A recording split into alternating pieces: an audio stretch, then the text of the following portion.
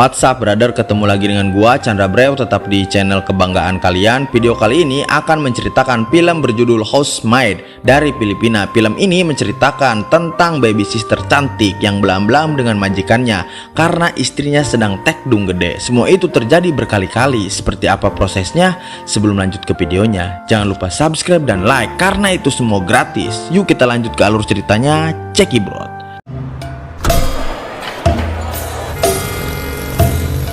Film diawali wanita cantik bernama Daisy. Dia bekerja di restoran untuk memenuhi biaya kuliah dan kebutuhan hidupnya sehari-hari.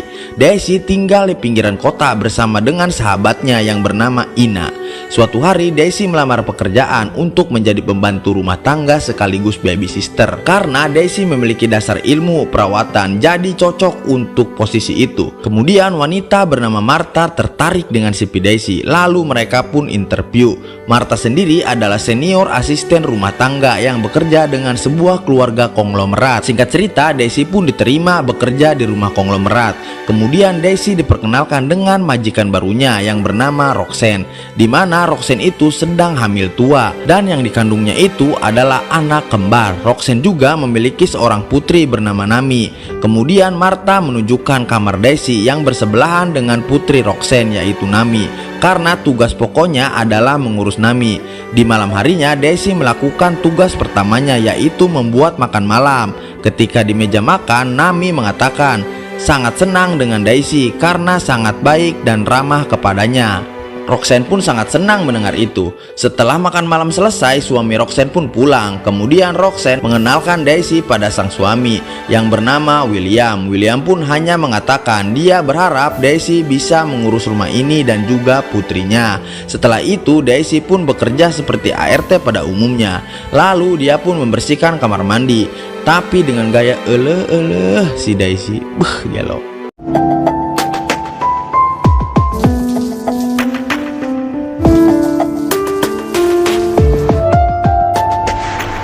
Kemudian William pun masuk ke kamar yang membuat dia melihat Daisy yang sedang bersih-bersih di kamar mandi. William pun mulai curi-curi pandang dengan pembantu barunya itu.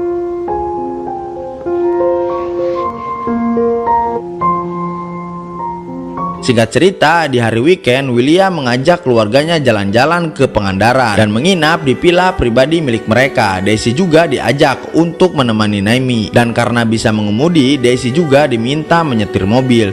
Mereka berlibur di villa mewah di bibir pantai dan menghabiskan waktu di sana. Di malam harinya, Nami pun berenang yang terus diawasi oleh Daisy. Di sini bos William kembali curi-curi pandang pada Daisy, apalagi pakaian Daisy yang gurih-gurih nyoy. Karena terpancing, William pun ikut berenang dan mengajak istrinya untuk nyemplung ke kolam. Namun istrinya tidak kuat berlama-lama di air. Setelah semuanya masuk, Daisy mengambil kesempatan untuk berenang dan bersenang-senang sendirian. Daisy sangat senang bisa bekerja dengan orang kaya dan bisa ikut merasakan fasilitas mewah. Karena dulu dia hanya bekerja di restoran yang penuh dengan tekanan. Karena suasana sangat cakung, William pun belam-belam dengan istrinya. Tapi karena lagi tekdung gede, William pun tidak begitu ajib. Tepat di tengah malam, William pun keluar dan pergi ke kamar Daisy. Dengan pura-pura mabok, William memberikan anggur pada Daisy. Karena tadi pas sama istrinya kurang pangseng, akhirnya William pun ngegas Daisy tanpa perlawanan dan ikut menghayati belam-belam itu. Keesokan paginya mereka pun pulang. Daisy pun memilih diam dan merahasiakan kejadian tadi malam. Begitu sampai di rumahnya, Daisy pun langsung dandan untuk menarik hati William agar belam-belam lagi dengannya. Karena dalam hati Daisy sangat ingin dijadikan istri oleh William, si pria kaya raya. Gak apa-apa kan walaupun dicandung. Setelah itu Daisy bekerja seperti biasanya, tapi sambil curi-curi pandang saat William lewat di depannya. Singkat cerita, saat tengah malam William terbangun. Dia pun mengecek putrinya, ternyata sudah tidur pulas, yang artinya dia punya kesempatan lagi untuk belam-belam lagi dengan si Daisy.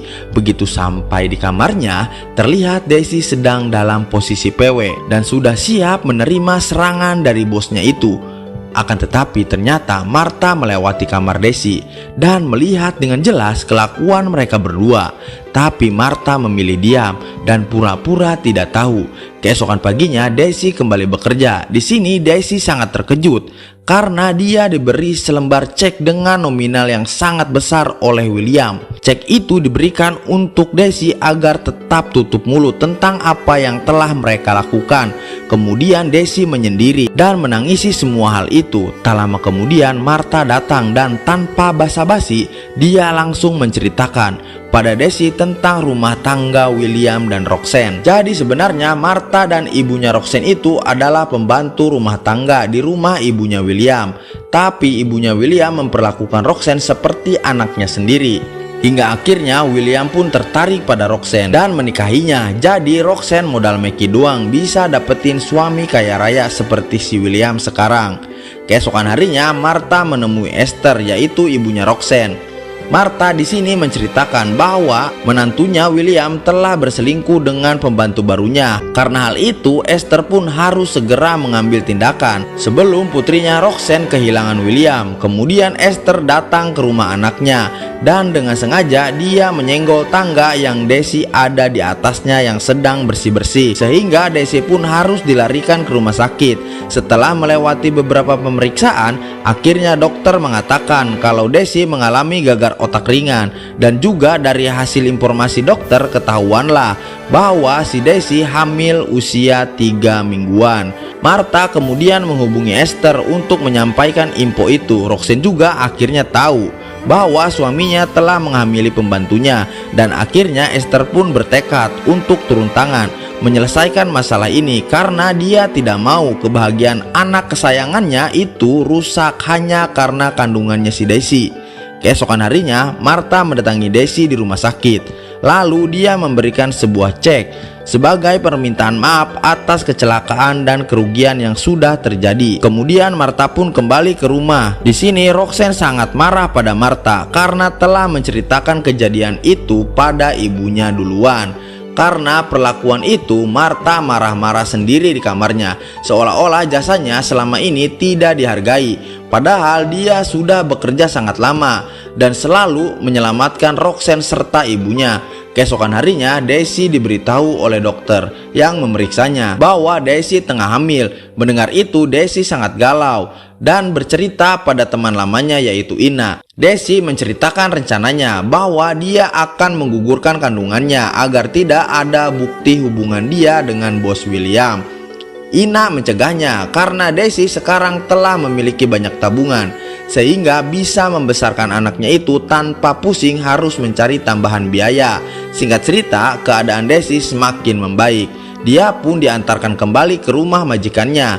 Daisy pun disuruh minum susu setiap hari agar pemulihannya lebih cepat. Esokan harinya Daisy mulai tidak nyaman di rumah ini dan dia berencana untuk mengundurkan diri di pekerjaannya. Tapi ketika dia mengungkapkan keinginannya untuk mengundurkan diri, dia malah mendapatkan pukulan dari Roxanne dan keluarlah kata-kata mutiara dari mulut Roxanne. Daisy pun diminta untuk segera menggugurkan kandungannya secepat mungkin dan mereka akan memberikan uang berapapun yang diminta oleh Daisy. Lalu scene berpindah ke pasar yang memperlihatkan Roxanne yang sedang mencari obat pelancar datang bulan. Ketika tiba di rumah, Roxanne memasukkan obat itu ke dalam susu milik Daisy.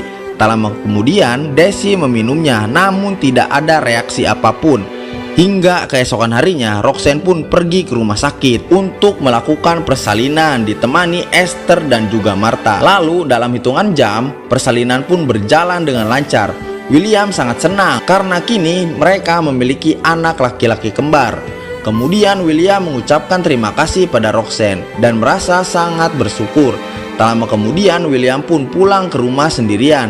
Sesampainya di sana, William dikagetkan oleh Daisy yang sedang mandi di kamar pribadinya. Daisy dengan sengaja melakukan hal itu dan memberitahu William bahwa dirinya tengah mengandung anaknya. William pun sangat shock mendengar itu. Lalu dia keluar untuk menjernihkan pikirannya. Tak lama kemudian air dalam bathtub itu berubah seketika menjadi merah, yang membuktikan obat dari Roxanne telah bereaksi.